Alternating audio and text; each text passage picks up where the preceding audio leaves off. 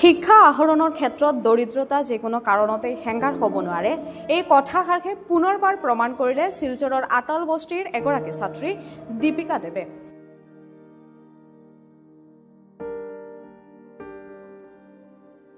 সদ্য ঘোষিত মাধ্যমিক পৰীক্ষাত সুখ্যাতিৰে উত্তীৰ্ণ হৈ ভৰাখাই উচ্চতৰ মাধ্যমিক বিদ্যালয়ৰ লগতে বৃহত্তৰ অঞ্চলটোলৈ গৌৰৱ কঢ়িয়াই আনিবলৈ সক্ষম হৈছে।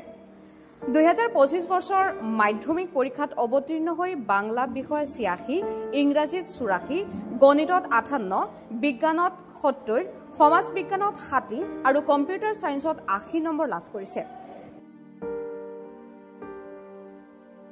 600 নম্বৰৰ ভিতৰত 438 নম্বৰ লাভ কৰিবলৈ সক্ষম হৈছে দীপিকাই। দীপিকাৰ মাতৃ গৃহ পৰিচাৰিকাৰ কাজ কৰে। আনৰ ঘৰত কাম কৰি তেওঁ পৰিয়াল পোহপাল দি গৈছে। তেওঁলোকে আটাল বস্তিৰ এখন সৰু ভাড়া ঘৰত থাকে। চৰম আৰ্থিক সংকটৰ মাজতো দীপিকাই পঢ়াশালীৰ প্ৰতি আগ্ৰহ কেতিয়াও হেৰুওৱা নাছিল। দৈনন্দিন জীৱনৰ সংগ্ৰাম আৰু শত বাধা বিপত্তিকো পাৰ হৈ আজি তেওঁ নিজৰ লগতে পৰিয়ালৰো মুখ উজ্জ্বল কৰিছে।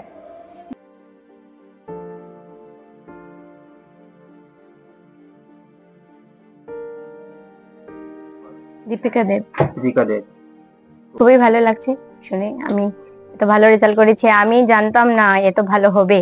পরীক্ষা দিয়ে এসে তো আমি নার্ভাস ছিলাম, কিন্তু এখন তো ভালো হয়েছে, তাই খুব আনন্দে আছি। এখন বাংলাতে পেয়েছি লেটার, ইংলিশে আর কম্পিউটার সায়েন্সে 438 তো গিয়ে টিচার বনার ইচ্ছা আছে। এখন দেখি আগে পড়বো কোনো ভালো কলেজে এডমিশন নিয়ে, এখন তারপর আগের পড়া হবে। এখন চাই আমাদের মতো গরিব যারা আছে তাদেরকে গভর্নমেন্ট সাপোর্ট করুক, যাতে তারা আরো আগে বাড়তে পারে বা দেশের জন্য কিছু না কিছু তো করতেই পারবে।